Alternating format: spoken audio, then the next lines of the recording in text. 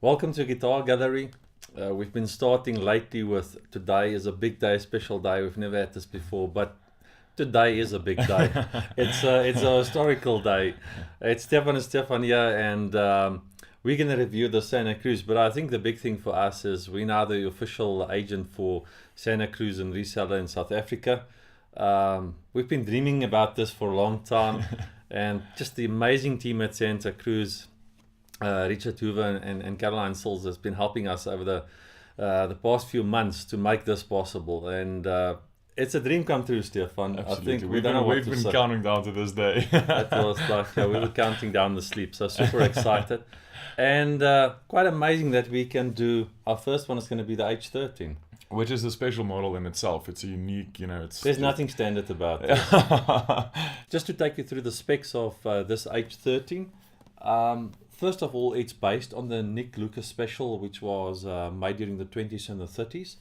And Stefan, the special thing about this guitar must be the 13th fret. Yeah, it's an interesting situation what they've done here. So they've basically taken the standard double O Santa Cruz model and given it a longer scale length, which pulls the neck out and which brings the neck and body joint to the 13th fret instead of the 12th, which it would have been.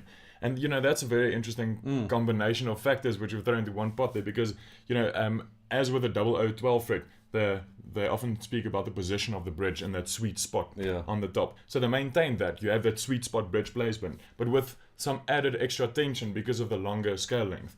So you've got you've got that, which I love about a double O. You've got that fat, beefy, small body tone. Yeah. But now what they've done with this is given it a longer scale length, which gives it more, you always say, more compressed, a beautiful strumming, like a composed sound. Yeah. It's not a loose, like a snapping, depending on your music style, you might want that. But this for me it's special that they've basically combined a 12 and a 14 fret and taken the best of both worlds, and they've hit it spot on. To quickly take you through the wood specs, we had some custom options on this guitar. First of all, it's a German spruce top, which is going to give you warmth but also clarity. We've got the Addy braces with hot hide glue. It's scalloped and tapered. And then the back and sides is this tobacco buff mahogany. It is beautiful, this mahogany, yeah? Yeah, it's we spoke about it earlier. When we get to the sound later, we'll speak about the detail that Santa Cruz managed to get from a mahogany guitar. What you read on the internet about mahogany, it's almost as if you wouldn't expect this type of detail to come from a mahogany body guitar. It's absolutely amazing, and we've played this guitar in the clips all over the neck, especially because we know who Santa Cruz is, and we played it throughout the whole neck, and every note rings true. Yeah. There's musicality and there's lushness behind each and every note, and then when you combine them in a little chords, and it's just you always want to play less to let the guitar ring out more. So we've discussed this before, and deciding on what we're going to play to demo this guitar, we decided to play something slow and let the notes ring out, as you say, because there's so much detail coming through, there's so much complexity. It's such a rewarding guitar to play. It's The other thing that I didn't mention earlier, it's a much deeper body.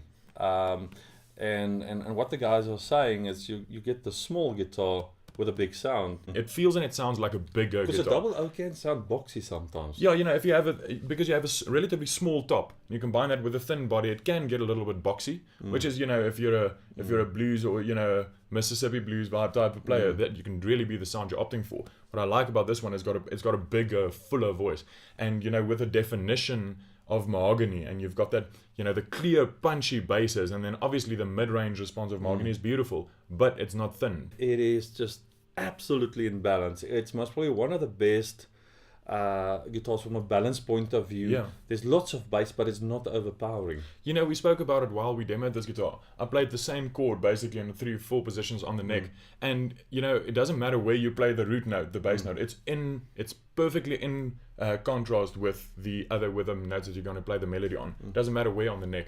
And I said to you, Stefan, earlier today that this guitar also inspires you. I found myself playing places on the neck and melodies on the neck that I've never played before. It inspires you to look around and which notes are there, and that's really, it's an inspirational instrument, which is for me always, some of these instruments are just, they come back at you, and it's almost so rewarding to play the guitar, and this is definitely one of them.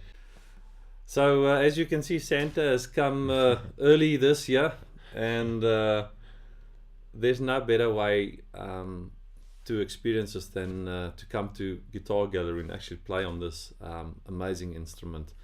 We try to demonstrate the guitar as best as we can, but it's still our own biased opinions, and we're using the best possible mics. But guitar is much more than just listening to a clip. It is actually smelling it and feeling it and strumming it, and there's such a lot of history and heritage to this.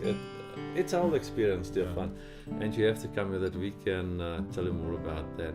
So thank you for watching, and we hope to see you soon. Bye bye.